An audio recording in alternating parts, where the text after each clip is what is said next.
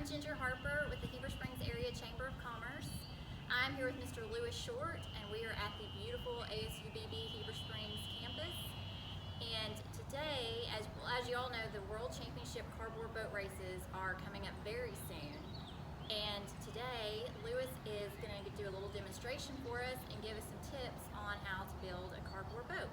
And I will turn it over to you. Thank you, Ginger. There's a lot of ways you can build a cardboard boat. Cardboard, a lot of people think that's not going to float, but it does if you do it right. Some people come out, they bring a box that they found the day of and think it's going to float. It might a little bit, but if they're going for a Titanic award, which is one of the awards for the best sinking, then a cardboard boat box might be okay. Other ways are the ways I'm going to show you, and then there's a third way that I've done as well. So let's get to it. First of all, they do have to be made of cardboard. That's why it's called the cardboard boat races. Corrugated cardboard, that's the cardboard that's got little waves within the cardboard. You can't have anything pressed, anything that's not corrugated to be the actual part of your boat. You can have designs and decorations, but it can't be an actual part of your boat. Paddles and oars, of course, they don't have to be made of cardboard. You don't have a motor, but you can use paddles and oars to maneuver your way around the course. No pre-treated cardboard, just like this is a cardboard box. Anything you see today, I cut strictly from a cardboard box. No caulking, no two-part epoxies. I use Titebond Premium Wood Glue. This is a gallon of it, 20 bucks. I built a small boat for today's demonstration, but a bigger boat might take a gallon or two, maybe 3, depending on how elaborate you get.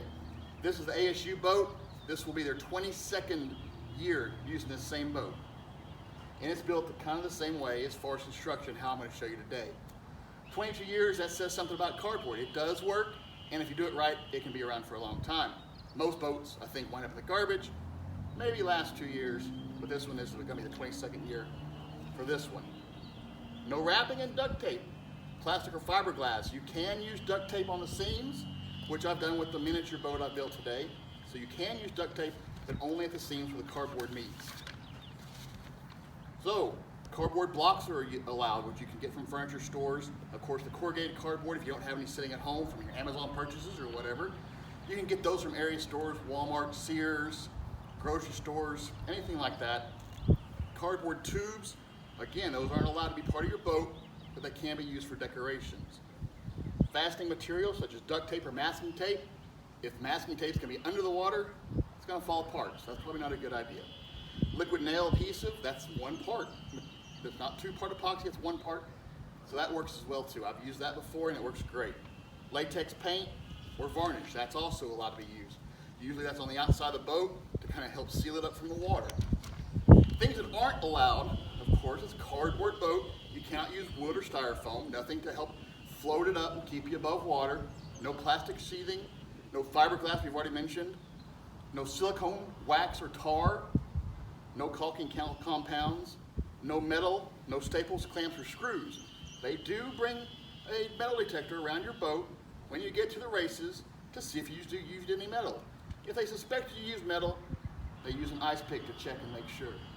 Ice pick test, that's one of the things that people dread, but it's really not that big a deal. Cardboard boat design, consider the size. We've seen some out at the races as the biggest trailers, big as box trucks.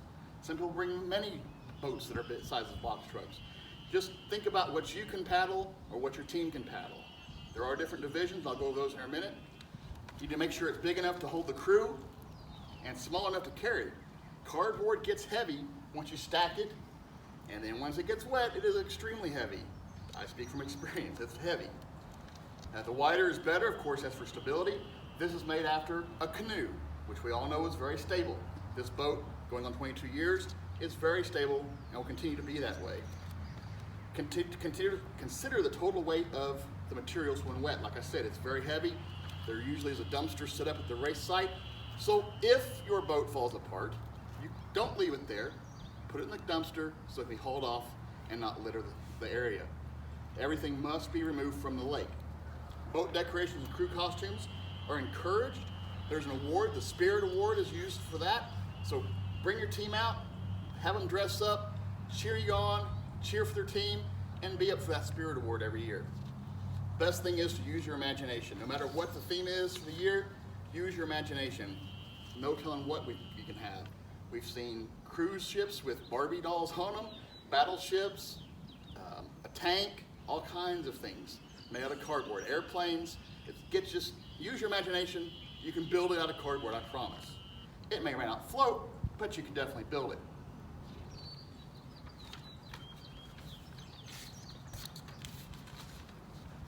So some of the design suggestions, you need to set a goal. You're going to mess up along the way, but you can always cover it. Even on the mini boat that I'm going to show, I messed up, but I was able to cover it up. Whether it'll float or not, I don't know. But that's the fun of it. Some people don't ever try their boats out until they actually put them in the water at the starting line. I suggest that. If you try it beforehand, you may or may not have a boat to enter the race. So that's up to you. Sketch out your design, have a good idea and a good plan in mind. Build a scale model if you want to. It's suggested to build out of manila paper. Kind of get the construction and how many materials you're going to need. Plan out what construction techniques you're going to use. With these, I use stacked. I didn't build this one, but I built this one. I use stacked cardboard, and I'll get to that in a minute. Flat bottoms are obviously ideal. A place to sit for the paddling. You want to be above the water the best you can, but you want to be centered the best you can so you're not tipping over and falling in the water. Obviously, it's very hard to get back on a cardboard boat once you've fallen out. Rudders do help keep you straight, and those do not have to be made out of cardboard. You can use a rudder if need be. The best thing is just to paddle the right direction. Cover the edges of the cardboard because they do act like a siphon. These little holes in here is just like big straws throughout the entire piece of cardboard. So try to cover it up. That's where duct tape comes in handy at the seams of your boat, and I'll show you that in a moment.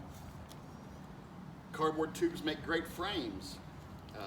Cutting and joining them or bending them together just like you would a building or a regular boat. You can build those not as part of your actual boat, but the structural part, the design part of above the water. The cardboard hull, one to two layers, fasten and cover the seams. But the way I've done it today, there's probably 15 layers of cardboard instead of 1 to 2. But another way I've done it before is had a little dinghy sailboat. Turned it upside down, formed cardboard around it. We used 1, 2, or 3 layers of cardboard and fashioned it out of that. It worked fine. Wasn't the most stable in the world, but it worked okay. So layering it is okay, but also shaping it in the form of something you've already know exists is also a very helpful way to make sure a boat is going to float. You need to reinforce the area where you're going to sit, kneel, or stand. It doesn't matter how you paddle around it. If you want to sit, kneel on your knees, lay back, lay forward, stand up, whatever you're comfortable with is up to you.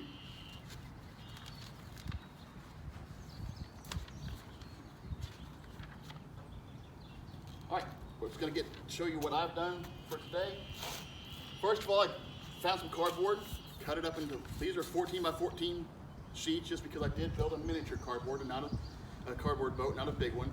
But nevertheless, you have cardboard sheets, big cardboard boxes you might have from an appliance store. You've got the layers of cardboard and the way it rolls here. I do a 90-degree turn, so don't stack it the same direction every time. Turn it. Every time a new layer, turn it 90 degrees so it strengthens it up. One sheet in the same direction each way is going to bend. 2 different directions, it's more stiff. It's harder to bend, which means it's easier to float. Same with this. I've got 4 pieces here, and it's very sturdy. It's not going to fall in the water. You keep on stacking. Again, 90-degree turns each time. With these, I use the Titebond wood glue in between each layer. Made 2 or 3 layers, let it set. 2 or 3 more layers, let it set. It takes time, but if you put too much on at once, of course the cardboard is paper, and it's going to fold up and shrivel. That's not good for a boat. So in the end, after about 15 layers or so, I wound up with a block of cardboard. All corrugated cardboard, nothing else, corrugated cardboard. Now, I cut the block of cardboard out with a jigsaw to get the design. Of course, this is a ghost from the Pac-Man arcade game, famous back in the 80s and still today. But that's what this is supposed to be. Stacked it up, cut out with a jigsaw, then that left a lot of rough edges, which I've already mentioned. You can take the seams with duct tape. What I also did was I put a flat sheet of cardboard around each corner and then duct tape the seams. After that's all set, glue's dried, ready to paint.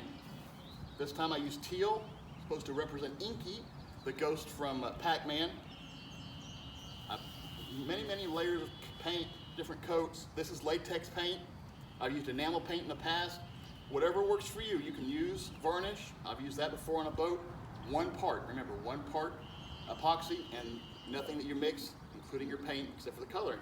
This is teal. Whatever color you want for your boat works. For this one, like I already mentioned, the Spirit Award. So if your team's out there cheering for you, great, but you also need to have your campsite, your setup, look nice and fun. Some people, just like with this boat, have had this set up their campsite or their boat site before. Looks great. When they get ready to go in the water, they take off the top, lay the boat down, and it's ready to go in the water. For demonstration purposes, we've got this little doll, sits in there, and she can paddle around. Now, the problem with the stack like this is, depending on the weight of the person or people in the boat, of course, depending on how far it's going to go into the water. If you're lightweight, this might float on top of water pretty well. For me, it would sink pretty well, and I'd be dragging all that behind. So, think about that, think about your team, who's going to be in the boat, their weight, all that before you really start building. Some of the materials, again, is Titebond wood glue. I've used duct tape on the seams. I use hot glue to make it look smooth around the edges. The latex paint. I used a box cutter and a jigsaw to get the shaping and touched it up with some minor acrylic paint that I bought at Walmart. And that's it. Good luck.